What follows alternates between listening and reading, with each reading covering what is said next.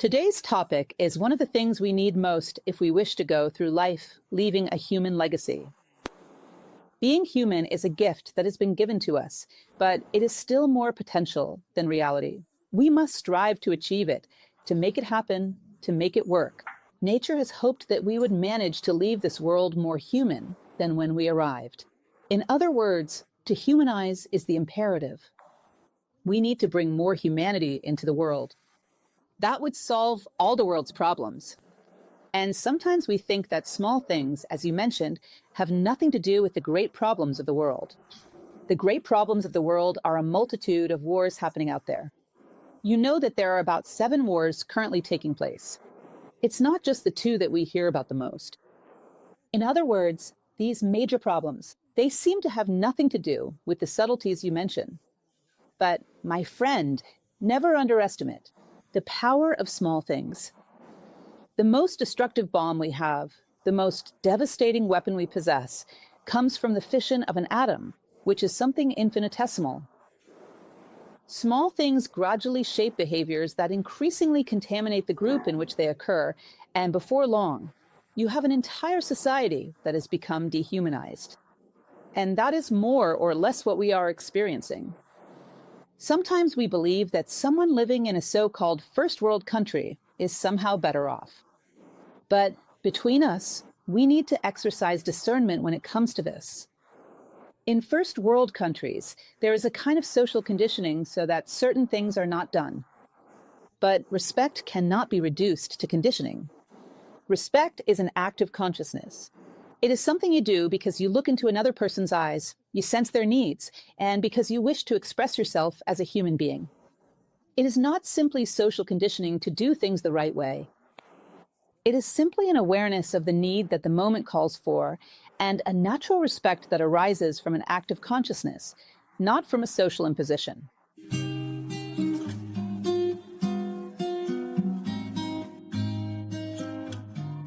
So let's go ahead and talk a little more about this. Everyone knows that in my lectures, I always start with etymology. This one is straightforward because it comes from the Latin respiter, which means to look again, that is, to look back, to consider, to pay attention. In other words, it is a special kind of consideration. It is about what you are looking at. You look again, the prefix re comes from repetition, meaning once more, and spiter means to look.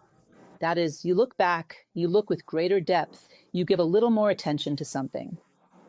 You recognize there the need to bring your attention more fully to the present. This is respect. It calls upon your focus and your attention to be present in that moment, because that moment is worthy of it. And this is respect. That is where the word respect comes from. Respect, forgiveness, arise from a consideration you have made, realizing that this moment is special. Now, special moments happen all the time in our lives, but we have lost the sense of what is truly special in life, and we end up committing a great waste. The other day, I received a comic strip that came through social media. Every now and then we get something interesting. It's rare, but it happens. And in this comic strip, there's a man sitting in front of the TV with a remote control saying, "There's nothing good happening." And right next to him, there was a window with a breathtaking sunset. Iona. Sensational, dazzling. He looked at that screen and said, "There's nothing important happening." This is more or less how we are. We're alienated and fail to notice the most fundamental things in life. So let's reflect a bit on this idea. How can we improve? Socratic, as I have mentioned to you several times, both in YouTube lectures and in person talks, the sacred is the function of giving meaning, according to a 20th century philosopher named Mircea Eliade. Respect is very similar to the sacred. It highlights a particular moment, a particular thing, as something special. It focuses on it. It sets things apart, lifts them out of banality, out of apathy, and gives them value. It brings into focus a thing, a moment, a person. This is an attitude of respect. Therefore, to respect and to be Socratic are very similar. You are giving a special meaning to that moment in your life, to that relationship. you are realizing that it has a special value because you are not the one who creates the special value. You simply perceive it. So you're beginning to see the ceremonial moments in your life again. And this is fundamental. These are things that we'll consider and respect. And now I'll begin with a series of suggestions. At the end, I welcome more suggestions if you think of anything else. So let's begin. Birth. The birth of a human being, of a flower, of a genuine feeling of love and compassion. Everything in which life makes its appearance in the world. In other words, birth. A woman with a newborn baby. Do you realize that it is the miracle of life happening right there? In other words, life once again performing its miracle. The same thing happens when a plant gathers all its potential and lets it burst forth in a flower. What a beautiful, generous thing. It channels all its expression of life into that moment, giving its very best. To make the world more beautiful, then you might say, no, it's just to attract pollinators. Be careful, we are often too simplistic. An apple tree produces apples only to reproduce. Just 1 or 2 apples would be enough for the apple tree to reproduce. And isn't all the rest a gift to life? Certainly it is, otherwise it would be a great waste. In other words, not everything is as simple as we often think. So, birth itself carries an entire, a special moment that we should pause for. A woman with a newborn baby is a portrait. There is something sacred in that. We should stop and give due respect. The proper consideration. A flower that has just bloomed as well. A moment of refinement in nature. A moment when nature is offering its very best. A moment when a person is experiencing a genuine feeling of love and compassion. Have you ever witnessed this happen? A person who, in a situation where someone is in need, steps in and is tremendously generous. They go and help that human being do something beautiful to ease the other's difficulty, the other's pain. Isn't that a work of art to you? When does it happen? When someone acts with love and compassion, it's a moment to stop the world, to stop time. Let us step out of Chronos, from the mundane god of time, into eternity, because this is the eternal moment. It is the moment when a human being is blossoming, giving their very best. An act of compassion, of love, of benevolence, is a painting that we should lift out of time and into eternity. In other words, these moments of birth, the birth of nature, the physical birth of a human being, the birth of human feelings, of human virtues, all of these are worthy of respect. Sometimes we stop for nothing just to look at some trivial thing on a cell phone. And yet we often do not pause to witness things like this. A beautiful act by someone. It deserves a moment of silence, with everyone watching that scene, and reflecting on how much that is in itself a blossoming. It is as if it were a human rose.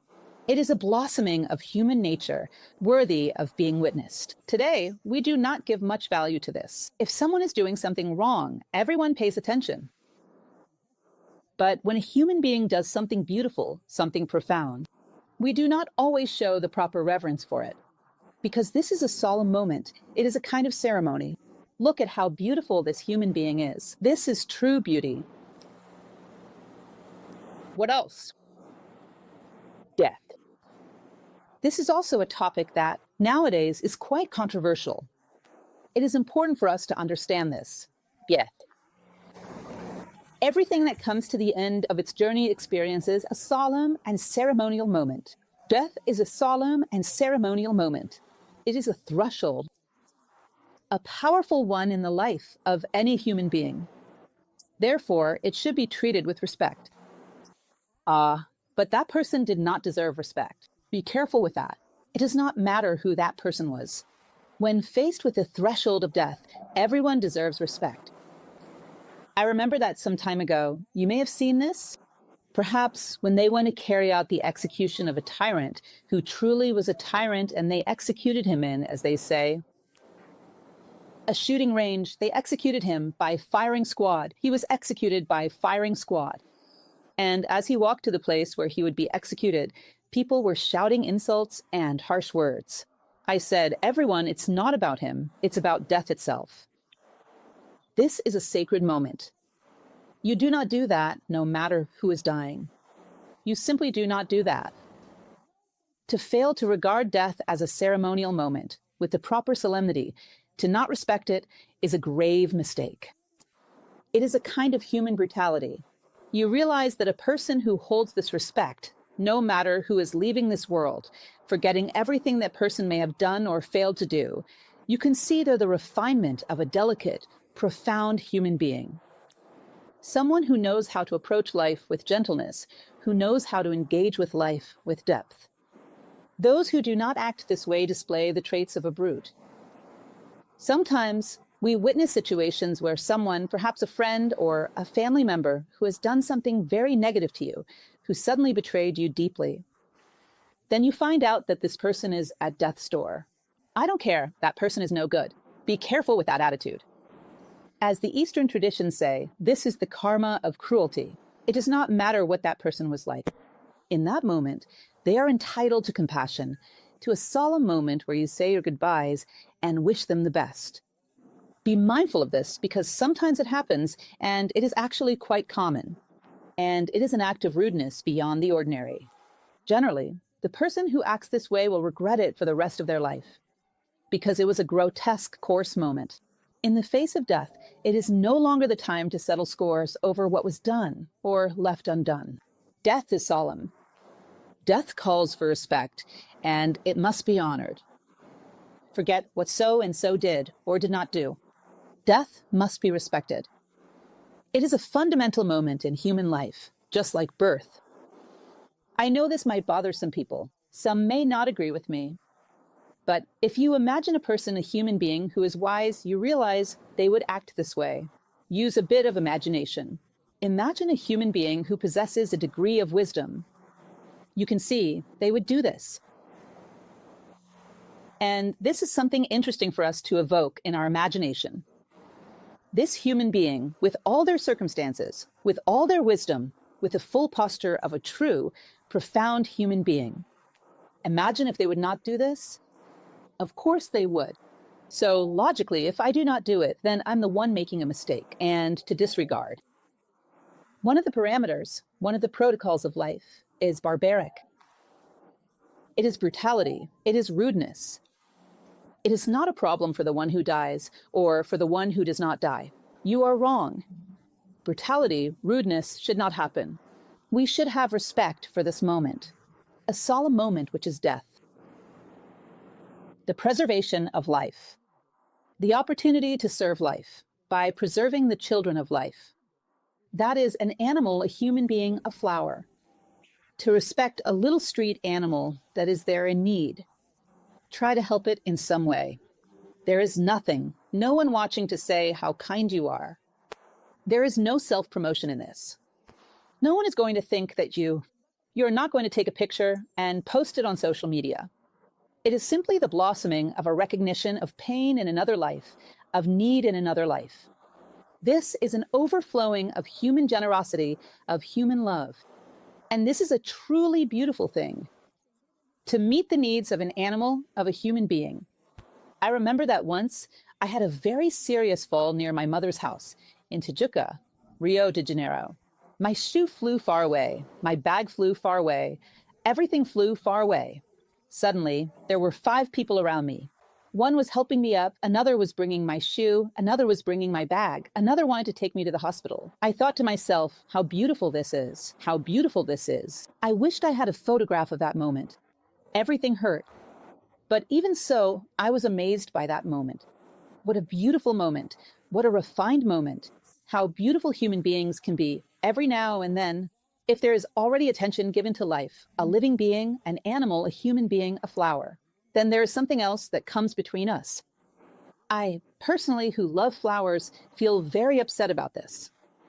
A flower, as I mentioned to you, is the plant's entire energy. It gives its very best to you, an extraordinary beauty. It gathers all its potential and bursts forth in beauty. We have so little consideration for that. Women's Day just passed, and the number of roses crushed and thrown everywhere that people received and treated carelessly. If you looked at the cars, you would see, my goodness, roses tossed out of water in the back, left under the sun, roses fallen on the ground. In other words, it means nothing. A rose, a splendid rose. A rose has often been used in feng shui as a way to measure the atmosphere of a home, by how well a rose lasts, by how long it lives inside a house. A rose is the epitome of refinement. For you not to take it, cut the stem at a diagonal angle, place it in a little glass of water in the best spot possible, then bring it home with great care, trimming it every day. Oh, I go to great lengths when I have a rose. Any flower, especially roses, I love them. I put sugar in their water. Then the next day, to change things up, I add aspirin and trim them. It's something special. And I stay there, celebrating the most beautiful thing in the world. I believe that nature entrusted you when she did this. When she throws all her petals back and reveals her golden heart. Have you ever seen that? It has a golden heart. Sometimes we treat it so poorly that we never get to see it. When it trusts you, it creates that reaction of you showing respect. It folds all its petals back like a cone and reveals its golden heart. It's beautiful. It's a truly beautiful moment.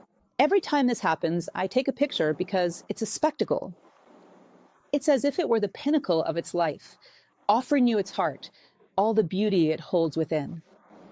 That solar element, that golden hue it carries in its heart. Anyway, if you let me, I could talk about this all night because I love it. And I consider this a fundamental element of refinement in a person, of delicacy. Be careful, you're not dealing with just anything. You're dealing with the jewel of jewels of nature. For a plant, the flower is the jewel of jewels. You're handling something so refined that we would not know how to create it ourselves. If roses did not exist, I would not know how to invent them. That's how exquisite and beautiful they are. Be careful with this. You might say, what nonsense, this means nothing. This is a symbol of sensitivity, delicacy, and, in short, respect for life. It is a symbol of respect for life. And they say it is exactly like that. Depending on the atmosphere of a home, a rose can last longer or less because it is so sensitive to this emotional plane or astral plane, as it is called within the Indian tradition. In other words, be mindful of the disregard we sometimes show toward roses, toward plants in general, toward nature. This, too, is a moment of respect. I respect the roses, I care for them. There must be a moment when I pause and truly look at them. They deserve this. It is a profound act of respect. For flowers in general, but especially for roses. I respect them, and they are important to me. So please, do not torment me by destroying roses after Mother's Day or after International Women's Day, because that truly pains me. I believe that is the ultimate lack of refinement. Remember, by your deeds you shall be known, by the traces you leave behind, you shall be recognized. They are symbols of refinement and of human greatness. What else could we observe? The timing of each thing, of each stage of life, understanding that the aging of our physical form shows that there have been opportunities for the soul to mature, the true masterpiece of life, which is the elderly citizen. And yet, so often we lack respect. Nowadays, it is rare to find genuine respect.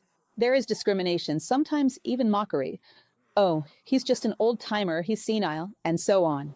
Old age is something desirable for all of us, because if you don't have an advanced age, it means you will die. Which would you prefer? Everyone wants to live long enough to reach old age. It's as if you were looking at a house under construction. At what point is it at its most beautiful? At the final moment, when it is almost finished. Isn't that so? Life is a work of art, a construction as well. That moment is when a person comes closest to their ideal.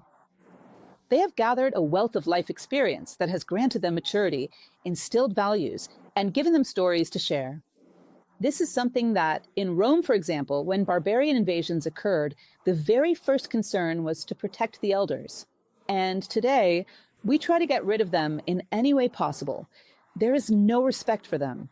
It's incredible. It is a lack of respect for the culmination of life, for the masterpiece of existence. One of the oldest political institutions, the Senate, comes from senes, meaning elders. For them, this was not a pejorative term, it was a source of pride. They were the wisest men in Rome. In other words, respect for life at every stage is fundamental. We must learn to honor the elderly as the masterpieces of life that they are. We should strive to perceive the subtle beauty in things, where beauty is not so visible, not so apparent, but where it is perhaps deeper and more valuable. A beauty that time itself cannot take away. The beauty of wisdom, of depth, of a life enriched by profound experience. What more can we say about respect? Let us speak a little about Confucius, simply to highlight certain things he emphasized. Confucius, was he an ignorant man or a wise one? Was he speaking nonsense, or did he truly know what he was talking about? Confucius is remarkable in this regard, in how ceremonial and respectful of protocol he is.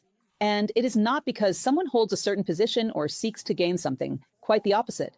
It is because he was a wise man, and therefore had a profound respect for the moments of life, which is truly extraordinary. He spoke, for example, about sunrise and sunset, describing them as spectacles of nature. We, on the other hand, have no time for this, no respect. We do not stop to observe these moments. We do not value them at all. Once I was in the Amazon, on the Amazon River, taking a tourist trip, and at the hotel, they put us in a small boat before dawn and took us to the middle of the river so we could watch the sunrise. It is an experience I will never forget, truly. Nature becomes euphoric. The monkeys scream like mad. The birds, all taking flight, singing, chirping. You hear the sounds of animals you don't even know. You can't tell what animal it is. It's a cacophony, an ecstasy. An ecstasy, nature, recognizing that the Father is coming to bring light, to bring life, to bring warmth. For us, it means nothing. Every now and then, to pause and observe the sunrise or sunset. It is a ceremonial moment in nature. The animals know this, but we do not. We have forgotten this.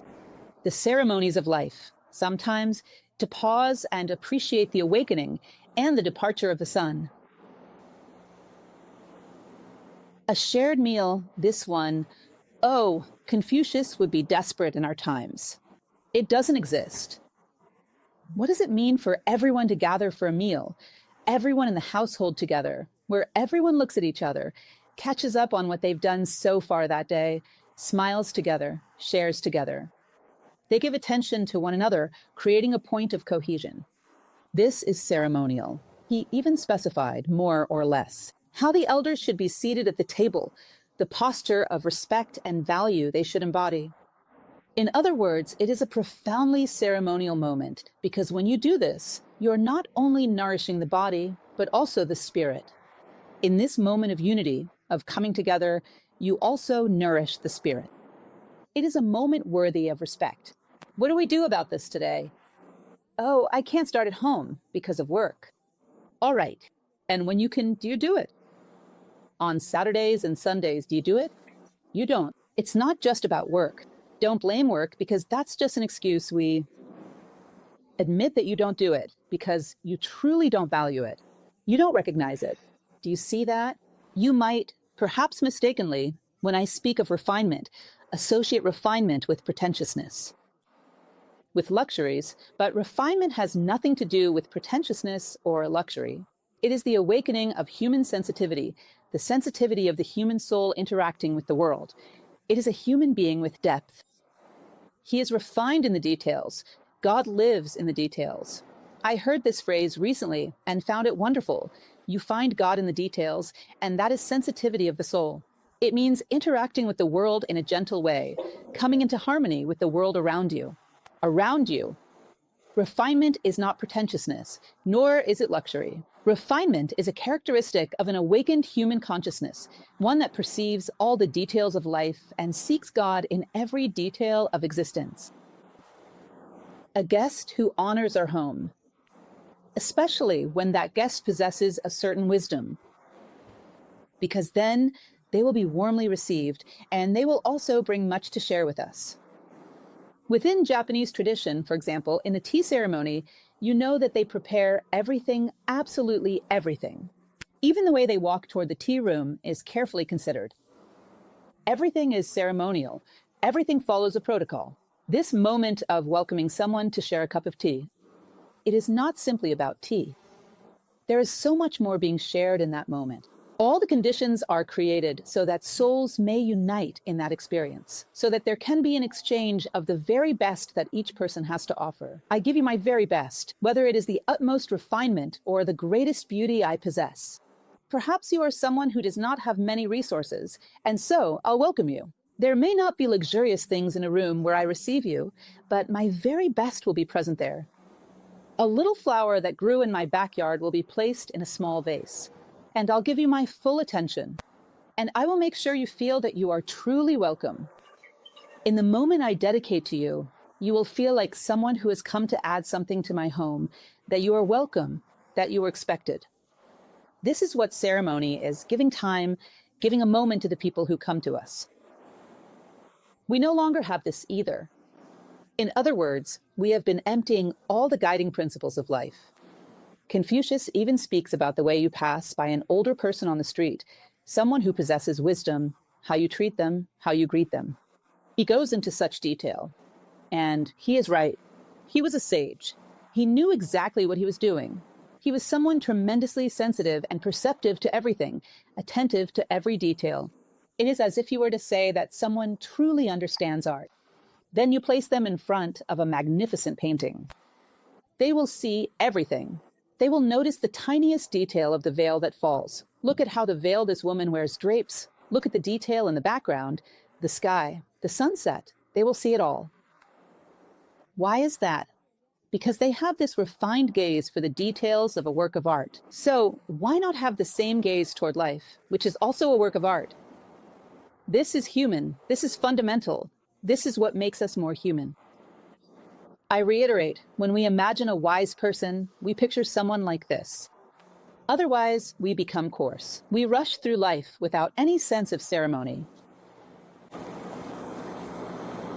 To respect our own life is not to waste it on trivialities. Is our life a lot? Is it little? It is meaningful. But it is not so long that we can afford to waste it. If you consider, for example, the night, when you reflect on your day, what did I do today that was truly worthwhile? And you answer, nothing. Wow, what a lack of respect for your own time. How could an entire day go by without you having done absolutely anything? This is a challenge I want to leave with you. Does it sound overwhelming? Every night before you go to sleep, ask yourself, what was I able to learn today? And don't go to sleep until you find an answer. You might suffer from terrible insomnia. However, this will force you to be more attentive throughout the day. So you can learn something, otherwise you want sleep. Therefore, wasting our time, leaving our days empty, especially since our time is not so long, is a form of disrespect toward ourselves. Not using life for something fulfilling, for performing an act of love for someone, for adding value to someone's life, for learning something from what life has offered me. Our time must be respected. I find it remarkable how, for example, when a person has little time left in life, how they automatically focus their awareness on this fact. They know that each day is precious. They begin to want to put something meaningful into every single day. Why is that? Because they are aware that they have only a few days left. But which of us truly knows how many days we have ahead of us? Every day should be respected in such a way that we do not waste all of our time. We should not throw it away on trivialities, but instead let each day leave us with something valuable, a lesson learned, an opportunity to serve, a chance to bring some measure of good into the world. To respect a role of responsibility. And this is going to cause quite a bit of conflict, make no mistake. Take, for example, the role of a teacher. What is a teacher? A teacher is someone whose profession is to transmit knowledge. Is this important or not? Of course, it is important. It is one of the most important things there is. Therefore, they hold a position of responsibility. They are within that role. It does not matter if you do not like this teacher. If he is not worthy of the role he holds, if he is not worthy of the profession he has, that is an issue between him and the laws of nature. It is what the Indians call karma. He will bear the karma of not being worthy, of the position he was given, of the responsibility he held. But I respect the teacher. There was a time when students would stand up when the teacher entered the classroom. So and so does not deserve it. If so and so does not deserve it, that is his problem. I deserve to have a teacher. A teacher represents the transmission of knowledge. A judge represents justice. But he is not worthy. That is his problem or his karma. I respect that role. Because nature needs someone to transmit knowledge, someone to transmit justice, to ensure that justice prevails. And this, for me, holds great value.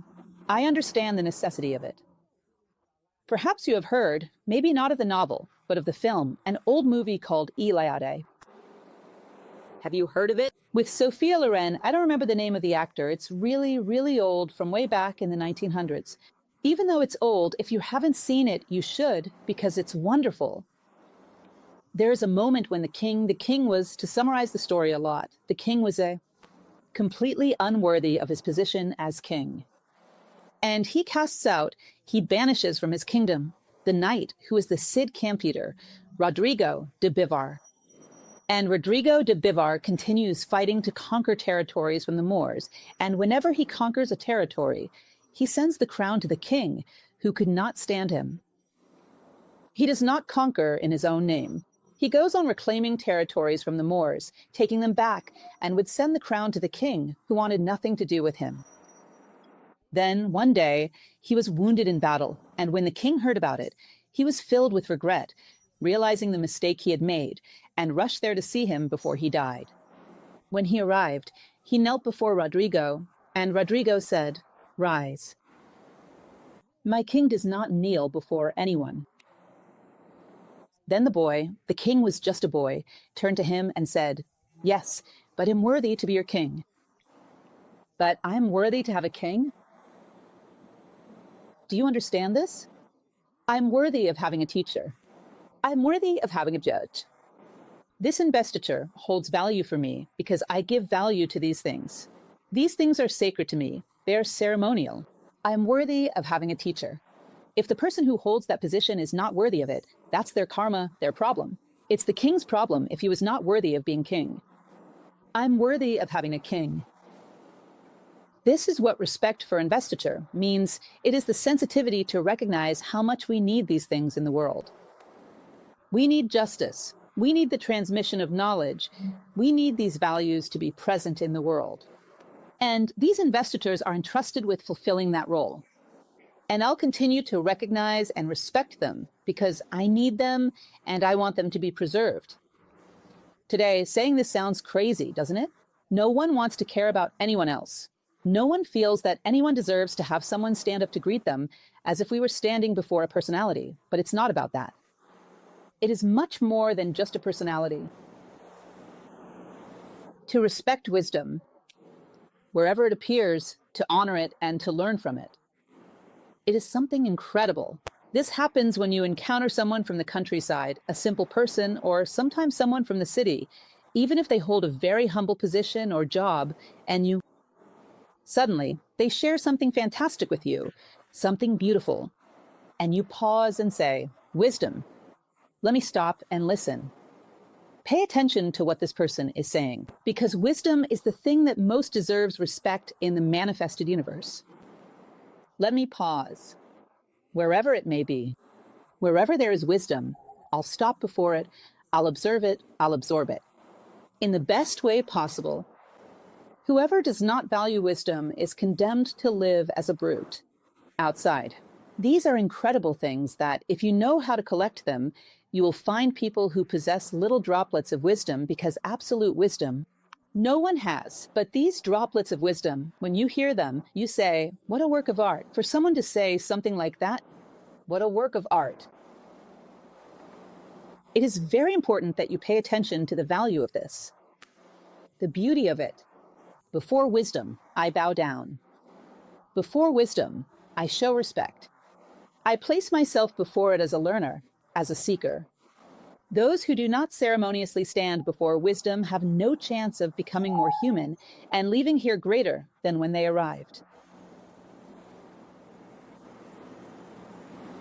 Respect virtue within yourself and in others. In other words, I'm a just person. But I wanted that thing so much. No. At the cost of having to stop being just? No, my sense of justice. It is a precious stone. I'll go against it. You offer a service. Then you realize that your price is not fair. It does not correspond to what you're going to do. Oh, but I have to set the price a little higher because the person will try to bargain. Don't fall into that. Offer people what you consider to be fair. Be clear, of course. Don't play games with people because the world is tired of so many games, of everyone trying to take advantage of each other. It is fair that I receive X for my work.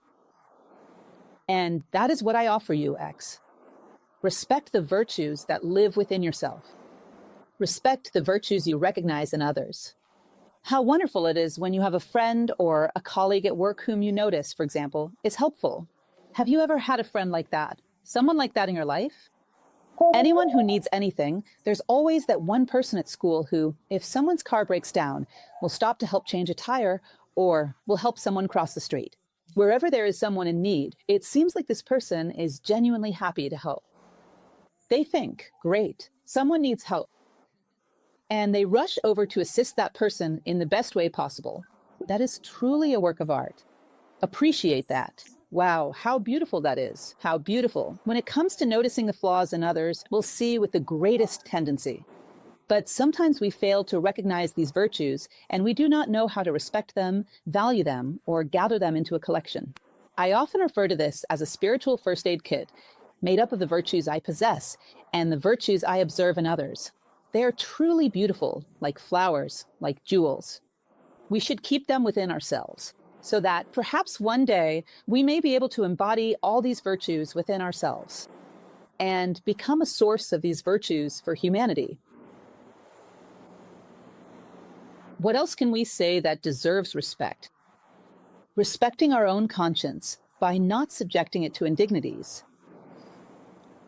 We tend to believe there is a territory that is completely immune, which is the territory of our thoughts. We might think, I can think whatever I want. After all, I'm not doing anything and no one is watching. But consider this. It's as if you were taking a pearl because the conscience is a pearl. You tie a string to this pearl and lower it into the mud, the sludge, the filthy water. Then, when you pull that pearl back up, it will come out dirty. It will take effort for you to clean it. When you lower your conscience into the most unworthy things in the world, do not think that this will go unpunished. That filth will remain with you, and it will take work to cleanse it. In other words, respect your own conscience. Do not expose it to unworthy things. That is to say, such a thought, such a thing, no, I do not allow myself to think it, not even for a moment. To believe that thought is a no man's land, a territory without rules, is mistaken. Thought also has its own logic, its own laws, and as the Indians say, it also generates karma. Mental karma exists as well. Respect your conscience and do not place indignities before it. It is essential that we maintain at least a basic level of mental control, because it is on the mental plane that the actions of our future are born. In other words, we must be coherent in thought, word, and action. Respect for your own conscience means not exposing it to indignity. I do not allow myself to think about that. That is not for me. I'll not immerse the pearl of my conscience in the midst of this garbage. I do not want that inside me. This is a fundamental form of respect. Value your conscience. It is essential. It is part of something called dignity, which is respect for oneself. Respect for oneself, as practiced by people of dignity. This creates the virtue of dignity. Respect the true feelings that are meant to create bonds among people. Do not abuse them. In other words, someone loves you. It could be a father, a mother, a man, a woman. Someone loves you. Respect those feelings. How often do we take advantage? even going so far as to break the rules. We ask our parents for things we shouldn't be asking for, which is almost a form of exploitation, or we play with other people's feelings as if they meant nothing, just because we like the feeling of being loved by someone. To disrespect feelings is one of the greatest offenses a human being can commit. Someone who loves is someone profoundly worthy of respect. If someone tells you, "I love you," it may not be true love. It might just be infatuation, but even the intention of love is already deserving of respect. Do not play games. Do not toy with that. To give someone hope when you have no real interest in them, just to feel loved yourself. We constantly play with feelings. Feelings are treasures. True feelings are precious. Love, in particular, is the most precious of all. Do not play, do not abuse, do not toy with feelings, because when you meet them, you will not have them. A person without feelings lives in a desert. Respect feelings. When you recognize love, present yourself with respect. Do not take advantage of the love others have for you. Respect your own feelings. In other words, know how to respectfully position yourself before the feelings you receive and the feelings you express. This is fundamental, one of the essential protocols, one of the fundamentals of life. What kind of person does not respect love? Will love not respect you in return? What kind of person is that? Respect true friendship, which is like a bond between souls. A true friend, from time to time, must be firm with you because they want you to grow. And they must tell you the truth, whether you want to hear it or not. It is a privilege to have someone like that who has no other intention except your growth. That person with whom you might be living on the other side of the world, and they are here. Years may go by without seeing each other, but when you meet again, it feels as if you were together just yesterday. Such is the bond of souls. Cherish this, preserve it.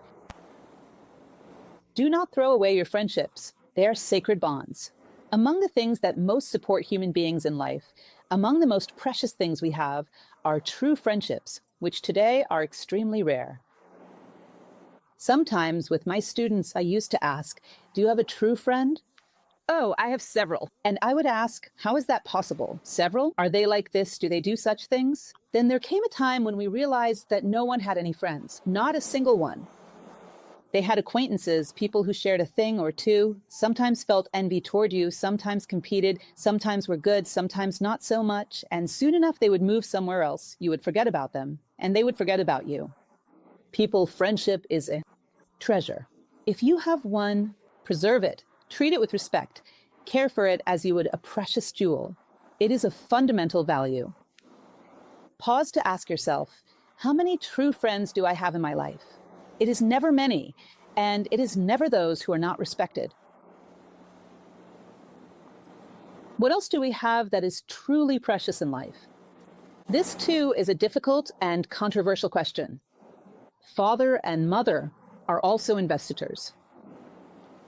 A father and a mother who gave me physical life, a teacher who awakened my spiritual life. These are also parents.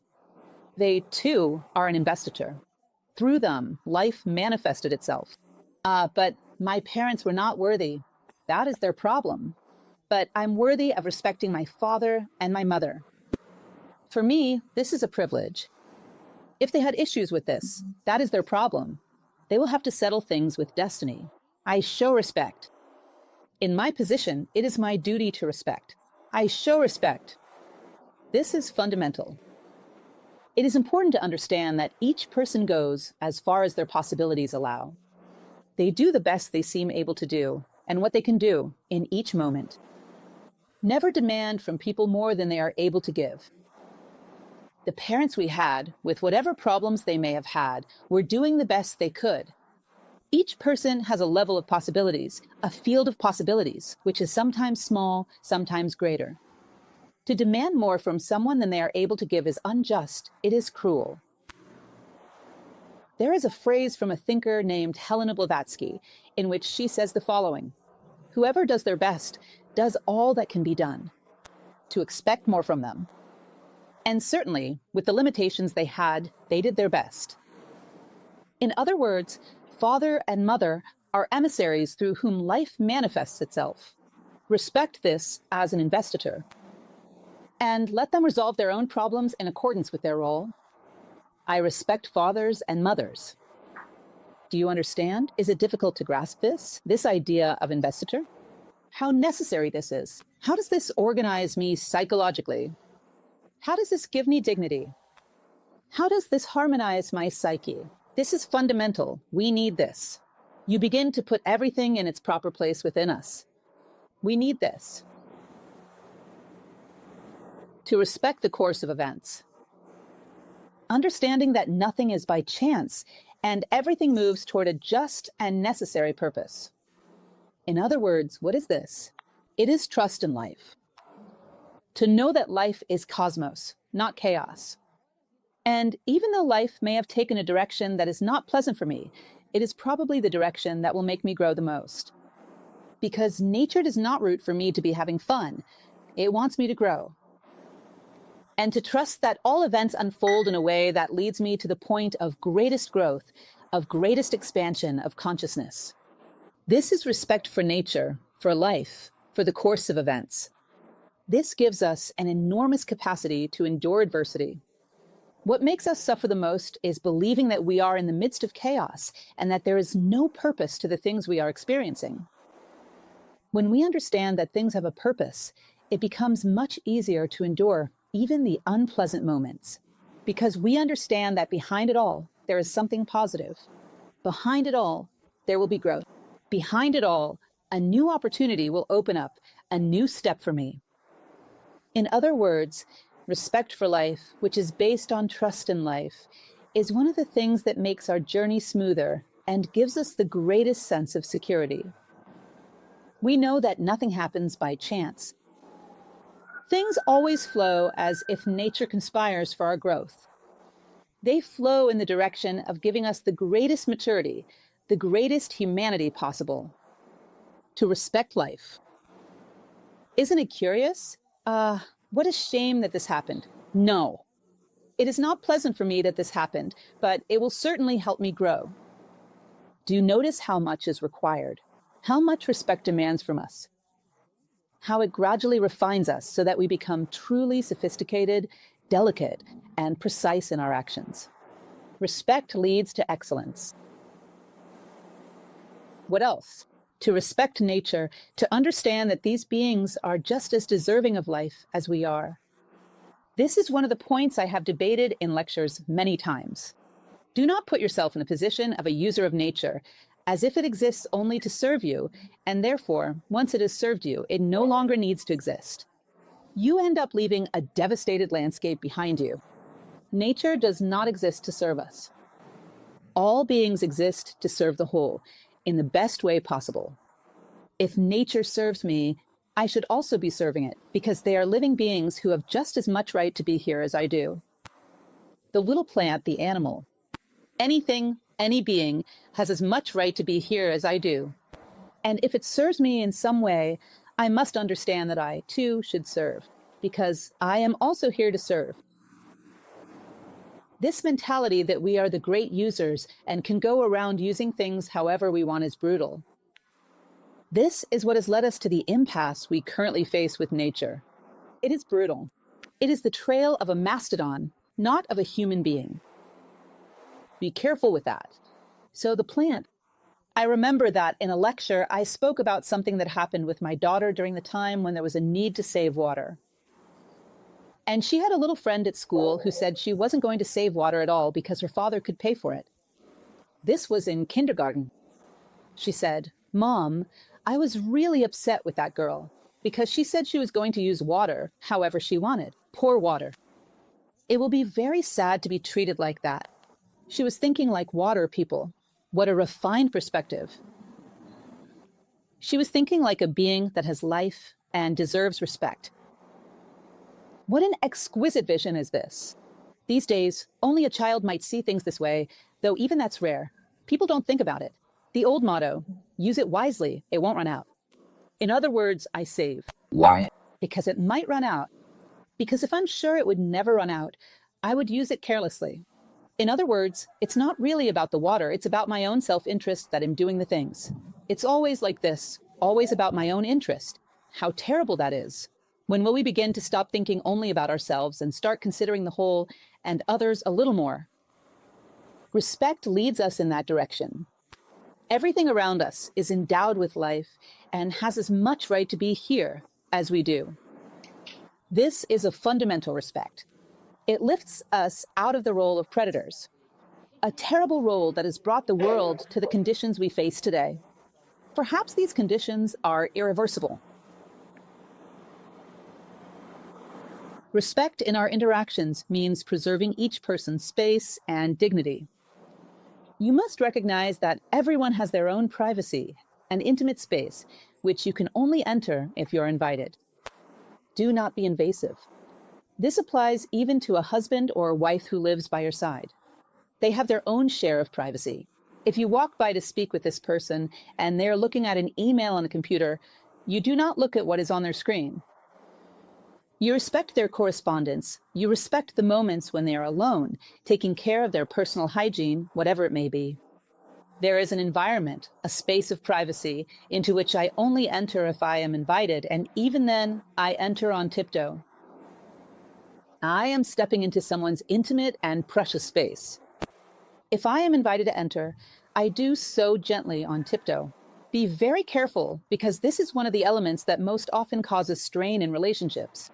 Not knowing how to respect another space, their privacy, that environment which is essential for a person to feel dignified and secure. Our dignity lies in having an intimate space, one that we share only with our own conscience. We deserve this. We need this. The pandemic became a problem because of this. Everyone was at home, all at the same time, and people began to invade each other's lives. And living together became unbearable, truly unbearable. And one of the things I used to say during the pandemic was exactly this. You might be living in a small apartment. Each person should have their own little corner, their own space. Respect the other person's space. Otherwise, it will turn into a law of the jungle. No one can endure living together like that. Respect for people's diversity is something that is often discussed nowadays, but rarely truly practiced. Respecting diversity means recognizing that each unique trait enriches the whole. How wonderful it is that human beings are different.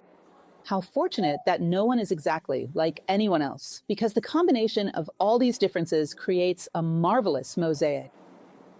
If you look at a beautiful painting, you will notice the multitude of colors in various shades that, when combined, create its beauty.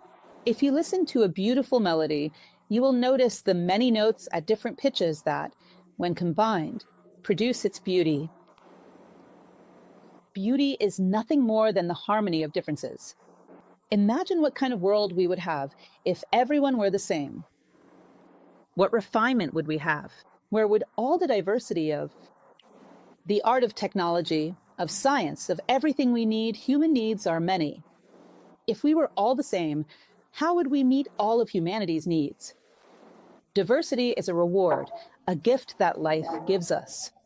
To know how to value it, to know how to recognize it. Here comes someone different. Great. If they are different, they must have something to teach me. Even if the difference is not about skin color, religion, or anything like that, every human being is different. And they will have something to teach me precisely because of that. So, respecting diversity is not a matter of intelligence. It is common sense. It is in diversity that we find richness. It is in diversity that we have beauty, harmony, unity. All of this comes from the combination of differences. What else? Respect for the ideas of others. This has become complicated, hasn't it? No. This has become complicated. Respect for the ideas of others.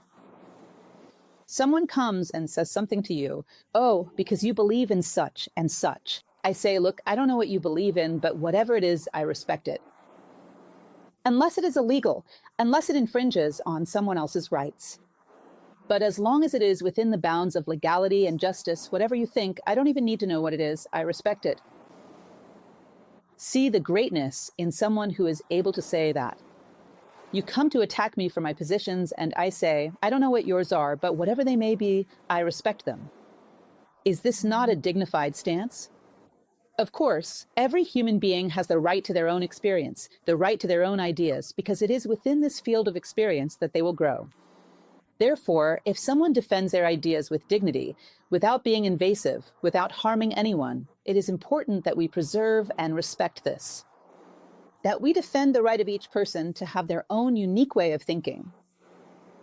It means that they are engaging in experiences on the mental plane, and this will help us grow in our human journey in these moments of experimenting on the mental plane.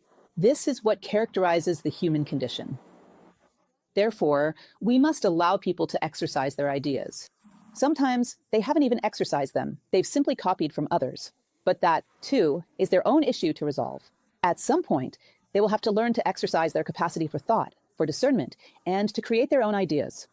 And it would be absurd for me to be against that.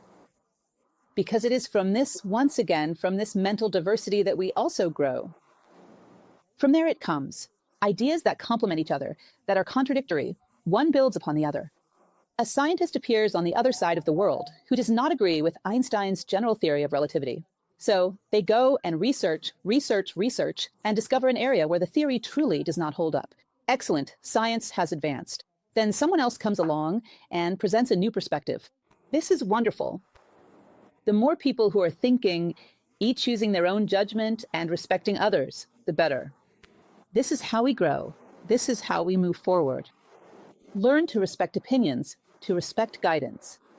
I don't know what you believe in, but as long as it is something just, that is, as long as it does not violate anyone's dignity, I respect it. Whatever it is that you believe, whatever you think, I respect it. How beautiful it is to say this and to truly uphold it. To honor this, I'm capable of it, capable of respecting, because each person triumphs in their own way. By defending in a humane way, I am able to respect. In using myself as an example, I mean a human should be like this, don't get me wrong. What else do we have? Respect for humanity. I can't stand humanity. Humanity is a failed project. There's no way this could work out. Humanity is something wonderful. The human condition is marvelous. A human being, when they rise, when they expand their consciousness, is a being of extraordinary beauty. I don't know if you've ever stopped to listen to a beautiful melody. Sometimes I am left in awe, wondering how a human being could conceive such harmony. Where did they draw this from? Magnificent, truly magnificent. You look and say, an idea, sometimes a written text, a book, how incredible it is that a human being has reached the capacity to think of something like this. A work of art. Human beings are grand when they set themselves to build. We'll judge humanity only by the moments when it destroys. When humanity chooses to build, it is truly grand. Humanity possesses tremendous value.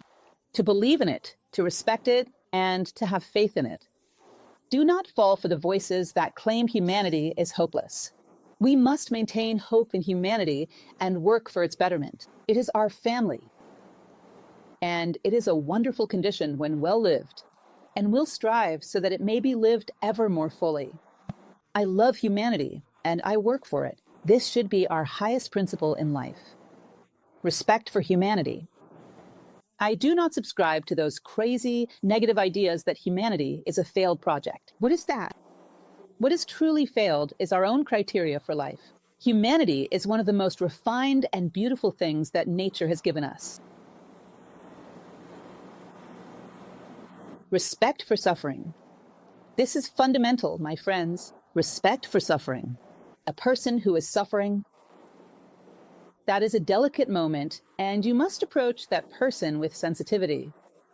You need to present yourself in a way that lets them know they can count on you. Sometimes you pass by someone, and their eyes look like they've cried a lot. In those moments, a little more attention, a bit more kindness is needed. When someone is suffering, offer a little more kindness, a little more attention. So, respect for suffering is one of the most humanizing things there is. To see a human being in a moment of pain is something delicate. Suffering is humanity's scourge, and I respect that. I hope that this person overcomes it in the best way possible. Sometimes it even gets to the point where it's someone you don't like, someone who has wronged you and you think they're suffering good, they deserve it. But that's harsh, that's brutality. Imagine the most intense situations, the fiercest arguments, the most violent fights you can think of, even a boxing match. You don't hit an opponent who is down. That's a basic rule. You don't strike someone who is falling. Even the toughest wrestlers in the world follow this principle. If someone falls, I show respect. You don't strike someone who is down. That is unworthy. It could be someone who has done everything against you, someone you don't like. If they are at a low point, if they are in pain, I show respect. I will not take pride in anyone's suffering. I respect human suffering and approach it with as much understanding as possible. Be careful. Taking advantage of someone's downfall to trample on them is a brutality that not even wrestlers commit. Respect those who have fallen. This is profoundly humanizing. Do you realize how fundamental this is? And do you notice how sometimes we disregard this? Look, so had a hard time, good, they deserved it. For heaven's sake, if someone is struggling, they must be suffering. And human suffering is something that should touch our hearts. It is a part of us, of humanity, of our family. I will not trample on someone who has fallen. I will not take pleasure in anyone's pain. Be careful with this kind of brutality. Be mindful, for this makes us barbaric. Here, we are already moving towards something much greater. Respect the mystery that lies behind everything. Give it whatever name you prefer.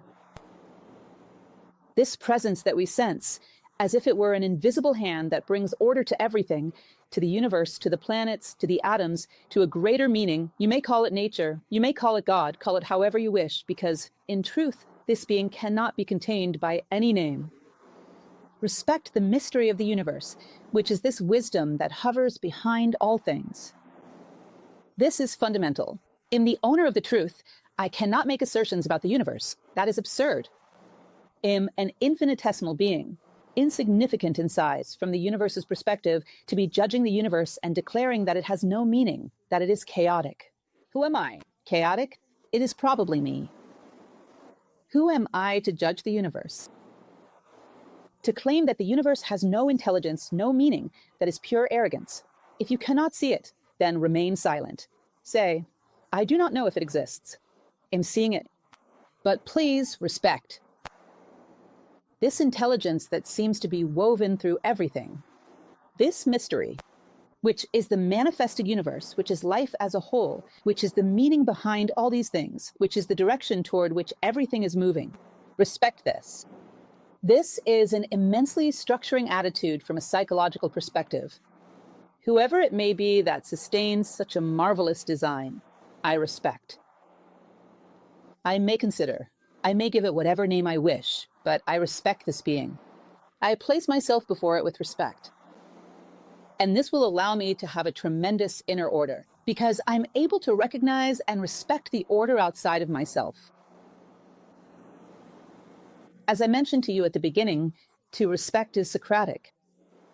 It is to steal moments from Chronos for God, from the banal to the meaningful. When I respect something, I create a solemn moment there, a ceremony, a marker in life between ordinary time and sacred time. And the idea is for humanity to become increasingly Socratic throughout its entire life. One day, our whole life will be sacred. The more I see things, identify them, and respect them, the more the sacred takes the place of the profane. The more meaning takes the place of the mundane. The more the divine takes the place of Chronos. Life becomes endowed with a greater sense of purpose. One of the things that most empties our lives is precisely the loss of this ceremonial spirit, this spirit of solemnity, which is the respect for the fundamental things in life that serve us. Observe this and notice how our world has become worn out, impoverished, and ugly because no one recognizes or respects anything anymore. Things as beautiful as a rose are trampled from one side to the other in every possible way, in the crudest of ways. We trample on another's pain. We trample on a symbol that means something to someone. We trample on life itself, all the time. This is crude. This is brutal. We are not brutes. We were not born to be brutes. We were born to be human beings. A human being is something very delicate and very refined. Wisdom, the drop of wisdom that we are meant to attain, allows us to tread as if we were stepping on tissue paper. To walk upon the world with the gentleness of someone who knows that all around them there is a refined tapestry of life that deserves to be respected. Finally, to conclude, this phrase: respect is the recognition of the dignity of life in its infinitely varied forms of expression. Those who know how to grant it receive it back from life itself. It is clear that those who know how to respect will, in all likelihood, be increasingly respected. We do not do this as an investment, right? It's not a matter of give and take, but it is natural that all things harmonize on the same level. If I show respect, I will also find my place where I am respected. If I value the good things in life, I will be rich. Because life is filled with good things, worthy of being observed and respected, with the proper ceremony, with the proper solemnity. And that is basically what I wanted to share with you. I hope it is meaningful, that it makes a difference, that it helps us stop treading unconsciously on the things around us, and that it makes us more awake, more attentive, more ready to serve life as a human being should serve.